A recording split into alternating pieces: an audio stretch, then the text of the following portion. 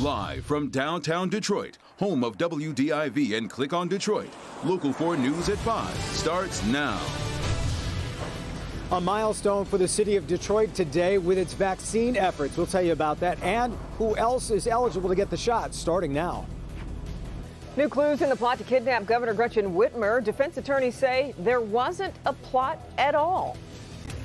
But we begin with breaking news from Detroit's west side. A junkyard fire so big you can see it from miles away. Look at that from our downtown sky cam. And now take a look at live pictures as we come to you at the 5 o'clock hour from that same scene at Myers and Lennon. Crews have managed to get a handle on the flames. But that sure wasn't the case just a short time ago. Tim Pamplin arrived along with firefighters to that scene. Tim. Fire breaking out just over an hour ago. Engine 53 first on the scene. It was all hands in the junkyard as employees and firefighters started pulling the hoses towards the fire at the far end of the yard. There's about 100 cars on fire and it's spreading. Chief Ford declaring hazmat level 1 at this time. Chief Ford declares the hazmat level 1 and the airbags start exploding. This is Big Sam's Auto Parts on the 13,000 block of Linden, Detroit's west side near Myers. The smoke was intense, at times blocking out the sun. Firefighters' MO at this point, surround and drown. There are no injuries to report, thank goodness. A lot of phone calls in the newsroom. What's all the smoke on the west side? Well, this is it. Big Sam's going up in flames. That's the scene on the west side. Tim Pamplin, Local 4. Oh, okay, Tim. Now to our other top story. In court today, attorneys for the 3 defendants in the plot to kidnap Governor Gretchen Whitmer claimed they were simply exchanging jokes and memes online, and the threats against the governor just weren't real. Now, keep in mind, there's already been one guilty plea, though, in this federal case. Grant Herms live tonight following a long day in court. Grant.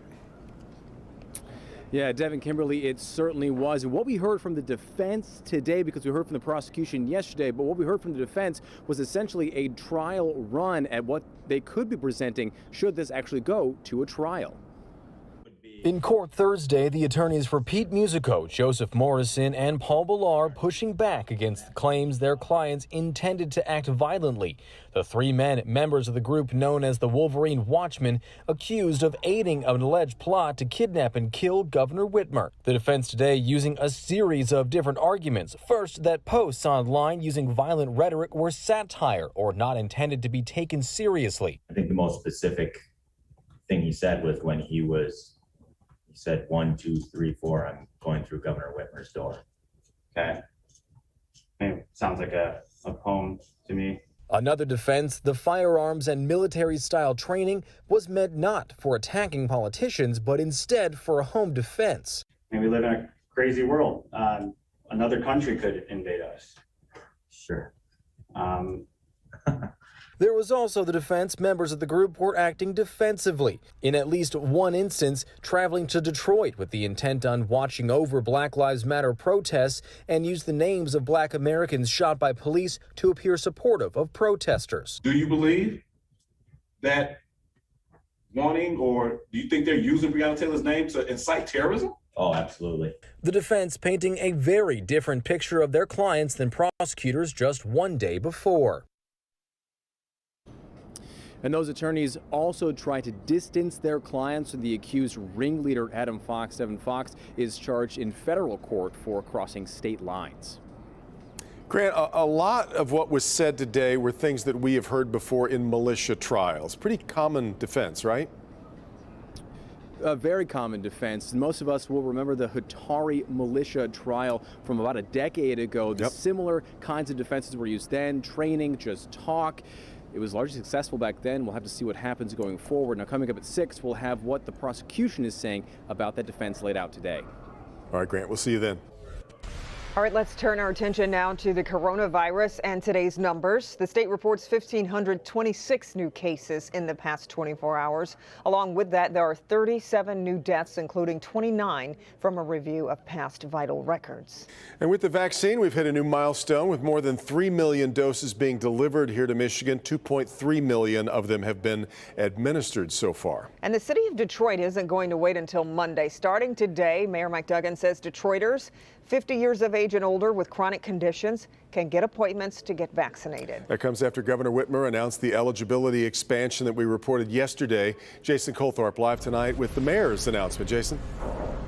And Devin, you mentioned doses coming into the state of Michigan. The mayor talked about that today because now they have Johnson & Johnson to choose from. But the mayor wants to stick with Pfizer and Moderna because, in his words, those are the best. They're the better option, and he wants the best for Detroiters. And right now he's getting enough of it. Just this week and last week, he's been able to vaccinate more than 29,000 Detroiters in that week. And they also hit another milestone today.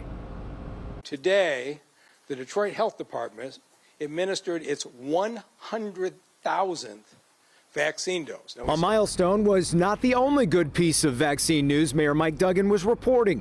Starting today, Detroiters 50 and older with a chronic illness can now also make an appointment and get vaccinated. We took this to age 60 a couple of weeks ago. It went very smoothly. But if you have cancer, you've got heart disease, diabetes, asthma, any other chronic condition, you can get a shot right now. People have to show proof of their illness, like a doctor's note, but the city feels it is capable of taking on a new group of people. We're starting to get to the point of reaching out to all of our most vulnerable residents. And while it's certainly another positive sign, the city also wants people to still be careful. As the restaurants open, they increase their capacity from 25% to 50%. And as the outdoor gatherings increase to a couple hundred, what has not changed are the safety precautions. Our infection rate is still low, right around 3%, but don't let your guard down. We have come too far. We are going to get this city reopened. Those appointments, you can call right now and see if you can get one for tomorrow. The mayor says it's more likely you'll get an appointment that'll be open for next week. But right now, a whole new group of people ready to get vaccinated. Devin. Yeah. And Jason, there was also some good news for DDOT operators, too. This was really good news for them. They've been fighting for a pay increase, and they got a raise today for the first time since 2018. And remember, you want to talk about frontline workers. I remember doing a story almost a year ago to the day where we were talking about them having a big dispute over not being safe enough. And they got those safety standards throughout the last year of this pandemic. And now they get raises about $2 an hour for entry workers and $2.50 more for veteran workers there. So that's the news from DDOT, Devin. You got it, Jason. All right, chilly enough today to see a few snowflakes flying across town. Bit of a shift from yesterday. I know it really was. We wouldn't mind it being just a little bit warmer, but we'll certainly take the sunshine too, Ben. I'm telling you guys, we were right here yesterday talking about 57 degrees, and now we've got this.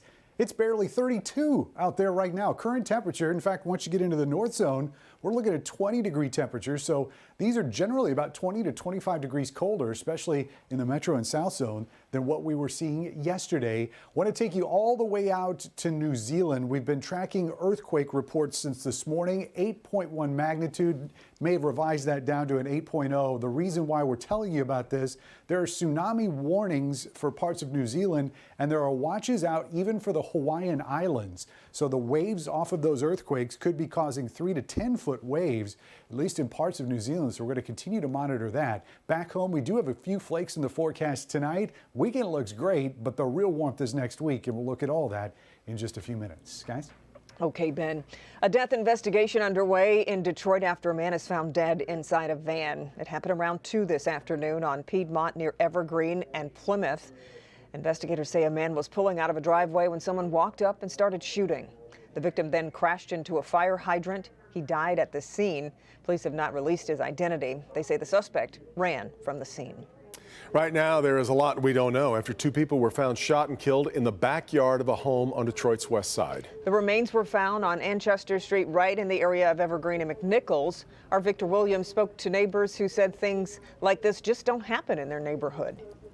The 2 bodies that were found in the back of this home on Anchester came as a complete shock to the many residents that live on this street. But what was even more shocking were their ages, only 17 and 21. It's very, very sad that the world has come to killing our young folks. Police are investigating the death of 2 people whose bodies were found hidden in someone's backyard. All I could do is pray for the family. It's heart-wrenching, you know. The grisly discovery was made Wednesday afternoon. Police aren't releasing much information other than the ages of the two and that they were found with multiple gunshot wounds. That was very, very scary. Another terrifying thought is the fact that all of this remains a mystery. We ain't heard nothing, ain't seen nothing. Nobody knows what happened. Nobody. Everybody watches out for everybody, so this is really shocking. Really shocking. And police are still at the very early stages of the investigation, and they are looking for any type of tips that people may have. So if you know anything, please contact Detroit Police as soon as possible. Victor Williams, Local 4. And the names of the two found dead have yet to be released. Once that does happen, we'll give you an update. Troy police investigating a deadly shooting on the city's east side, which happened on Strasburg near 8 Mile and Groesbeck. A 32-year-old woman died from her injuries. One person is in custody, though police have yet to divulge the full circumstances. Well, we are off and running here on a Thursday. Let's check in with Hank. The COVID-19 vaccine will soon be available to more Michiganders and younger Michiganders. What does this mean for those of you that are elderly, waiting, and frustrated? I'm Hank Winchester. Help me, Hank. We're getting answers tonight. Okay, Hank, and we haven't had rain in days, so why is this Detroit street totally flooded?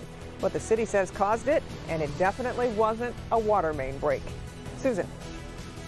I'm Susan McGinnis on Capitol Hill. Coming up, why National Guard troops could be here for a while.